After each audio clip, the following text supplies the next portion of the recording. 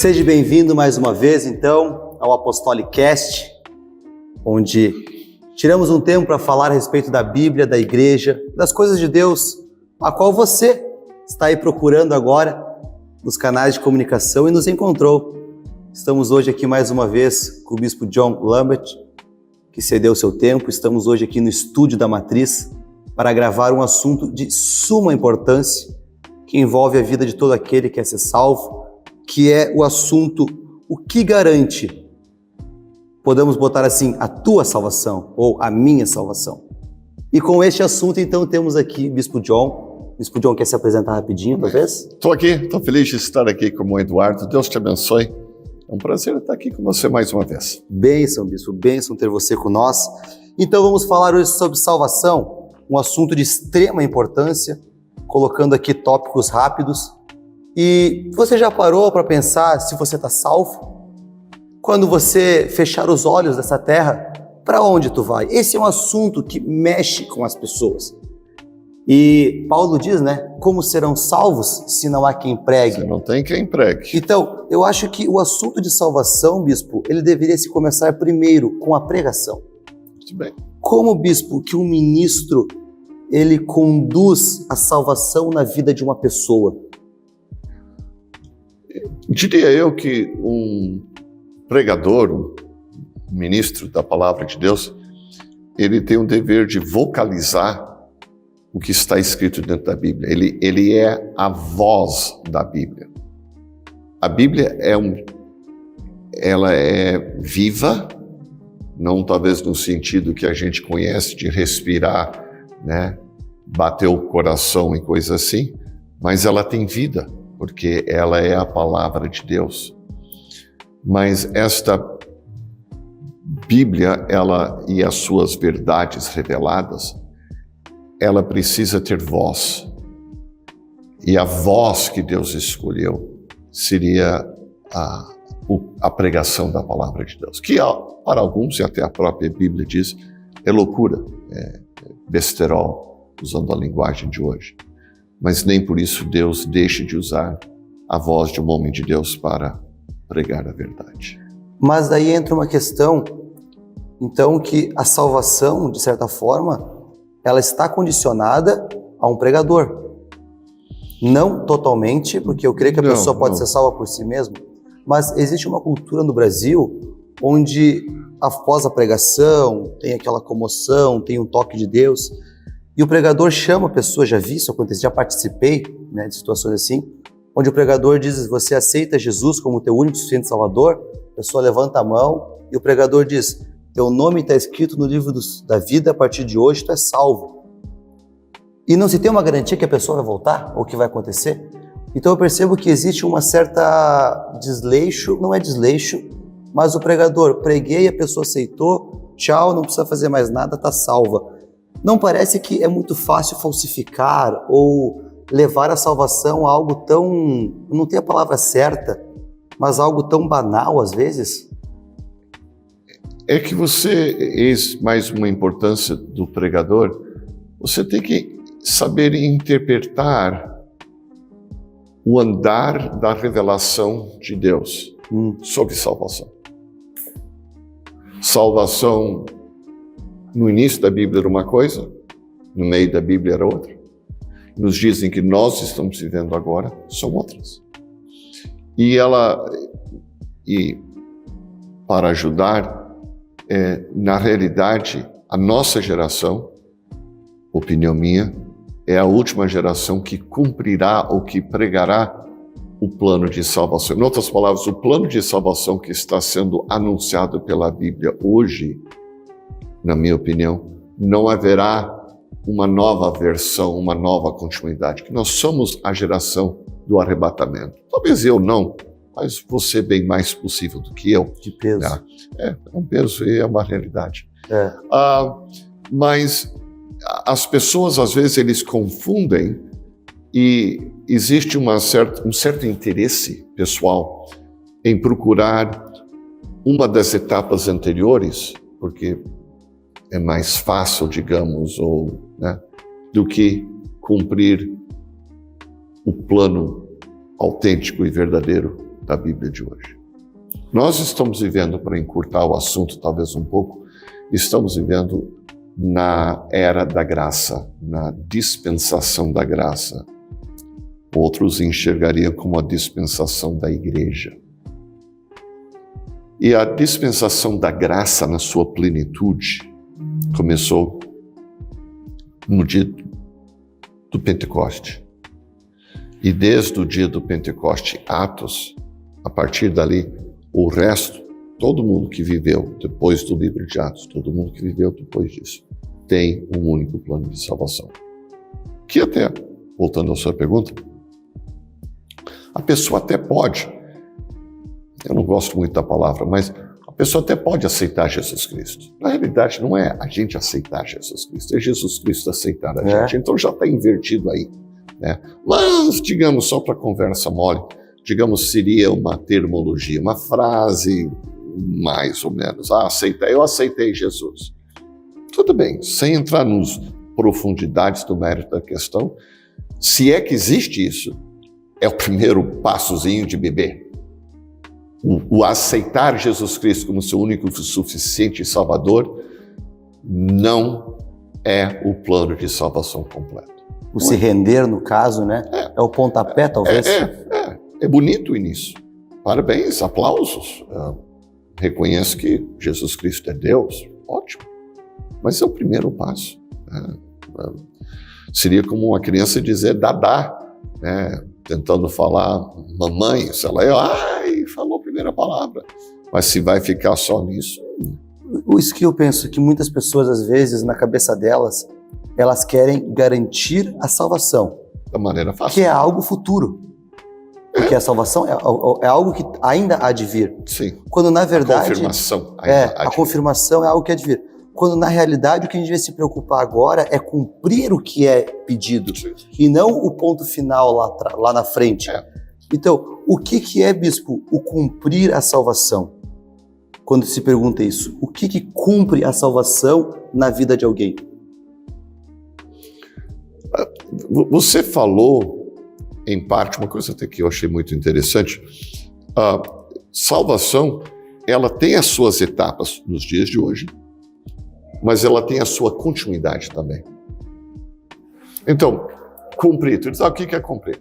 As pessoas perguntaram para Pedro, já na primeira reunião, no primeiro culto do livro de Atos, que foi no dia do Pentecoste, na sacada do cenáculo, a turma está tudo lá embaixo, Pedro está na sacada, está dizendo, né, varões, irmãos, e as pessoas, todo mundo pergunta, o que a gente faz para ser salvo? Esta pergunta, não sei quem é que foi o cara que fez, mas pergunta fantástica. O que nós temos que fazer para ser salvo? Sem rodeio, né? Sem rodeio, sem rodeio. E Pedro foi sem rodeio. E Pedro também foi sem rodeio. Diz, olha, gurizado, minha terminologia, né? Mas, olha, são 3 coisas para começar. E depois de começar, aí tem uma continuidade do viver, o que tu começou. Eu achei isso bonito, né? O começar, depois tu tem uma continuidade no viver. Então não é fiz, está terminado, está quitado. Seria como casar, tu vai lá e diz, eu prometo para ti ser fiel até a morte. Então, tu jurou, mas agora tu tem que viver o que tu jurou. Então, a primeira coisa que Pedro falou é disso, tu tem que te arrepender. Isso em Atos capítulo 2. Isso tu tem que te arrepender. Arrependimento é talvez uma das partes mais fundamentais que existe em todo o plano de salvação. Se tu não reconhece que tu é pecador, se tu não reconhece que tu tem pecado na tua vida, que tu não consegue tratar, que precisa ser tratado, tu não sabe. Se tu não confessa que tu é um pecador,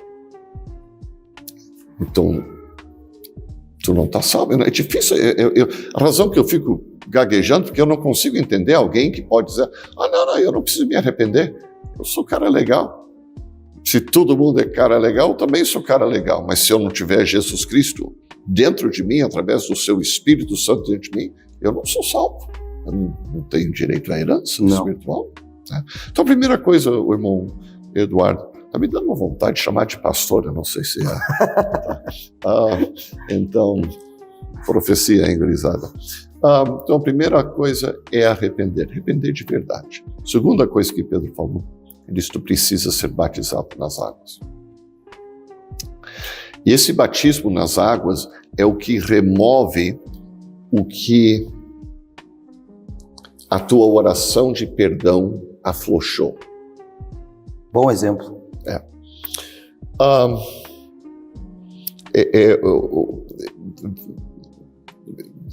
Vamos pegar um exemplo que o pastor John usou. Ele estava num certo lugar e ele incentivou um coitado que estava ali, que estava bêbado, e veio no culto bêbado. Ele disse, João, precisa te arrepender, cara, precisa te arrepender.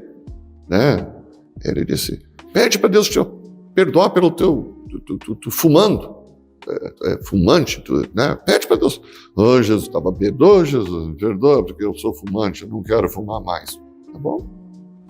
Daí o pastor John disse, João, pede para Deus te perdoar, porque tu está bêbado aí, tu está bebendo. Né? Pede para Deus te perdoar, te ajudar a vencer o álcool. Eu disse, não, peraí, pastor, peraí, não vamos tanto assim. Não vamos tão longe assim, né? Não vamos tão longe assim.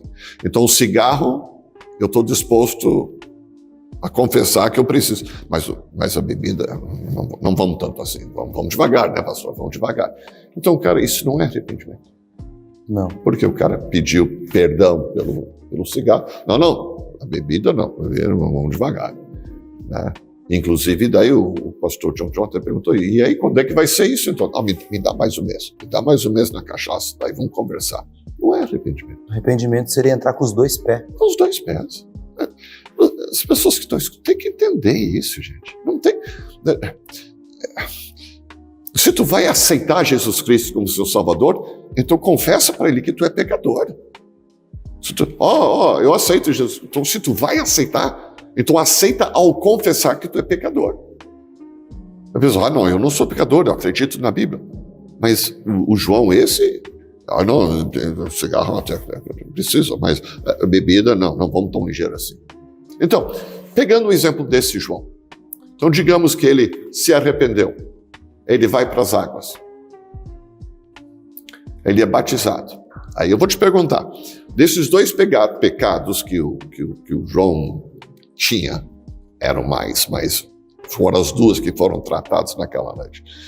Ele foi batizado, vamos supor, o batismo removeu o cigarro?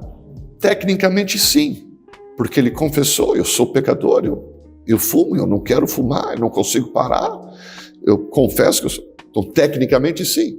Agora a pergunta é, removeu ou lavou a alma dele da bebida? Não. Por quê? Porque ele disse, eu não vou parar de beber.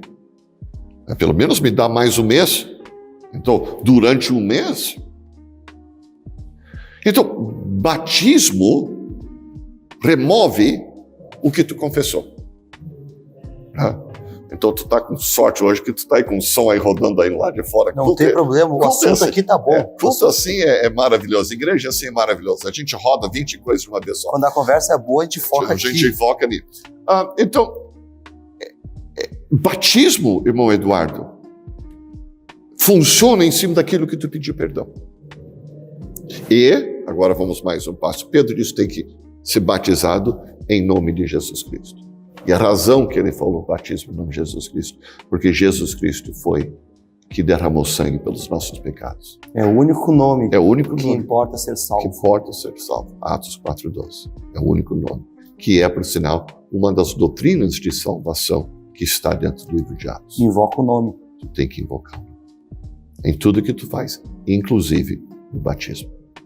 Né? Isso sem entrar no méritos da questão de unicidade, sem entrar. Não o literal que não é uma questão de doutrina se a unicidade de Deus. Esse não é assunto. Isso é um assunto importante, mas neste momento, independente do que tu pensa, o batismo tem que ser no nome de Jesus Cristo, que morreu por nós, derramou sangue, e esse sangue nos lava dos nossos pecados. E sendo que nós não temos como estar debaixo da cruz, naquela dia fantástico, poderoso e tudo mais, a gente então, autorizado por Pedro, A gente é batizado em nome de Jesus Cristo, para que o nome de Jesus Cristo nos lave dos pecados. Então, este é o segundo passo. Mas só funciona em cima daquilo que está confessamente pedido perdão. E o batismo do Espírito Santo? Então, o batismo do Espírito Santo, como fica? Que é a terceira coisa que fala sobre Pedro disse, tem que te arrepender, tem que ser batizado em nome de Jesus Cristo, e aí recebereis o dom do Espírito Santo. Se as duas primeiras foram feitas corretamente, pleno arrependimento, aceita o perdão de Deus, aí sim, né? Pleno confessação, pleno confessar, pleno arrependimento, pleno perdão, batismo por imersão nas águas. Se tu fez as primeiras duas certas, biblicamente, a gente crê que a pessoa pode e deve receber o batismo do Espírito Santo, o dom, o presente de Deus, já que tu é uma alma arrependida, lavada, bem falado, já que tu é uma alma lavada, então vazia do pecado, entende? Limpo do pecado. Então aí eu vou colocar dentro de você o meu Espírito, o Espírito Santo, que vai te guiar em toda a verdade e vai te proteger se tu deixar de todo pecado. Uma vez eu ouvi o senhor dar um exemplo que assim, me abriu a cabeça para esse assunto. Porque esses 3 passos, o arrependimento ninguém pode fazer, senão a própria pessoa. A própria pessoa. O batismo nas águas, a pessoa não pode fazer por conta. É necessário ter uma igreja que faça. Então, se a pessoa se arrependeu, ela está confirmando, eu quero ser salva. Uhum. Se a igreja batiza, a igreja está dizendo, essa pessoa quer ser salva. Mas o dom do Espírito Santo, nem a pessoa, nem a igreja pode. É Deus que confirma. Somente, e se Deus confirma, a igreja confirma e a pessoa confirma, traz um respaldo poderoso para as pessoas poderem olhar para esse indivíduo e dizer, realmente, Deus aprovou, a igreja aprovou, ele aprovou que agora ele se converteu no caminho que ele estava indo, ele será salvo.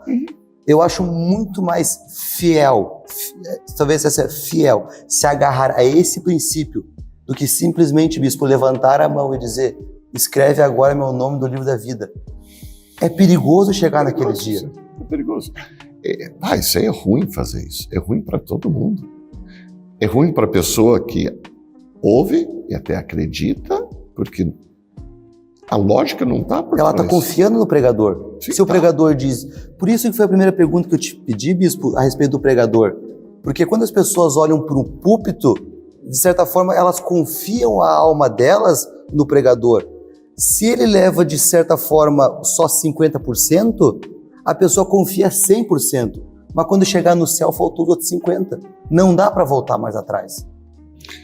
Esse é um assunto para uma outra conversa, um outro dia. Isso aí é um pesadelo. Isso aí é um pesadelo. Eu fico acordado de noite, eu levo o que eu faço com muita responsabilidade. Não dá para brincar com a calma das pessoas? Eu não posso brincar. Eu não posso ficar brincando com as pessoas. As pessoas estão confiando em mim. Se tu vai no doutor, tu está indo confiando que ele vai descobrir o problema. Vai ali porque tu acha que ele vai acha não, tu tá levando fé que ele vai descobrir um problema. E aí tem um problema. Aí os caras que vão no doutor, eles dizem, doutor, eu tô com dor no pé. Eu tô com dor no pé. Aí o doutor começa a ver, mas onde é que começou essa dor? Começou semana passada. Sim, mas começou todo... Sim, começou do nada. Mas eu quero ouvir. E aí? Aí o doutor trata de uma dor de pé que começou do nada. Quando na realidade o cara sabe dentro da cabecinha dele que ele estava correndo atrás da bola no campo de futebol, à meia-noite, sem luz no campo, e aí? E pisou num buraco no campo e torceu o pé. E a razão que ele não fala isso, porque a esposa dele pensa que ele estava trabalhando. Entende? Uma mentira chama outra mentira, chama outra mentira, chama outra mentira. Um engano chama um engano, chama outro engano, chama outro engano. E as pessoas chegam na presença de Deus e tentam passar essa conversa em Deus Do jeito que tu passa no doutor, coitado do doutor, tá lá tentando, vamos fazer um raio-x, vamos ver, vamos fazer uma ressonância para ver se não tem um câncer, né? Quando no fundo, nada a ver. No fundo, tu estava jogando futebol à meia-noite, a tua mulher pensa que tu estava trabalhando. Isso não pode falar nada. O do pé torcido não pode falar. Então, no caso, o senhor está dizendo que se a pessoa cai no desvio de achar que só aceitar Jesus está salvo, ela pode cair num outro engano, que no final fica difícil voltar atrás. Não tem como voltar atrás. Por isso que às vezes eu penso que boa parte do É por isso que a Bíblia diz para estudar a palavra, porque elas testificam da verdade. Desculpe. Mas o peso maior cai naquele que ministra. Com certeza. Porque o povo, de certa forma, ele busca salvação. Na primeira porta que entrar, ele vai buscar salvação ali. Então, eu não julgo, quem sou eu para julgar, mas se fosse o caso, né, que às vezes a pessoa crê nisso, ela não é a primeira culpada. O primeiro culpado, porque trouxe só metade do pacote, é aquele que abriu a boca dizendo, tá certo, é só isso aí, quando na verdade não era só isso aí. Eu concordo contigo.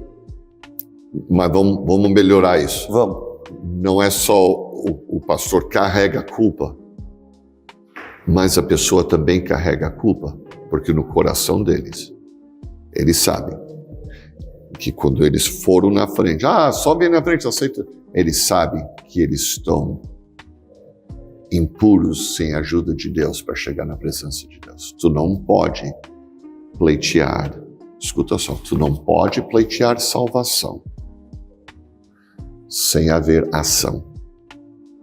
E quando tu não age, tu continua na mesma coisa. Tu tá sendo cúmplice. Tu tá mentindo contigo mesmo.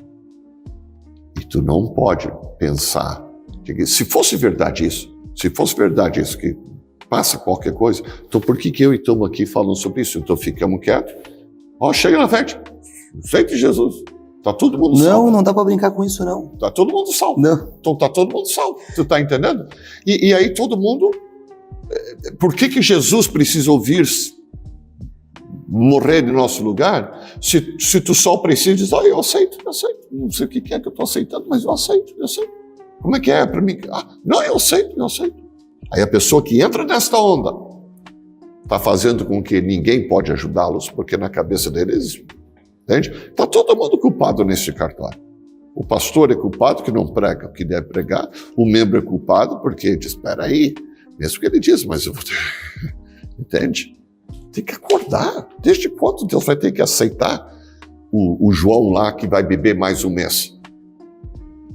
Aí então, se nós vamos falar sobre o João. João, durante esse mês, o João sendo tão carudo, diz, ele não sabia o que estava falando. Não sei. Mas não interessa também. Se Jesus não tem a importância para ele de largar a Bíblia, ele podia dizer, eu preciso largar. Eu estou ruim. Eu não consigo largar sozinho. Se Jesus me ajudar, se a igreja me ajudar, se o pastor me ajudar, eu acho que a gente consegue. Agora dizer, não vamos falar nisso. Me dá mais um mês, para mesmo me encher a cara de cachaça. Sabe o que vai acontecer daqui a 30 dias? O João vai pedir para renovar por mais 30. E mais 30, e mais 30. E o Espírito Santo não vai descer. Não vai descer. O Espírito Santo não habita em vaso sujo. Então se fala, o Espírito Santo não habita em vaso sujo. E se Deus não aprova com o dom do Espírito Santo, fica duvidoso a salvação do homem. Não fica duvidoso, fica desconsiderado. Tu não tem... Se Deus não pode habitar no teu coração, não vai habitar com ele no céu. Uau. Quer complementar mais alguma coisa, bispo? Não, mas eu gosto dessas eu também. É só o primeiro ponto que a gente está conversando sobre esses assuntos. Teremos mais. Também não quero tomar seu tempo, bispo, sei que o senhor é corrido.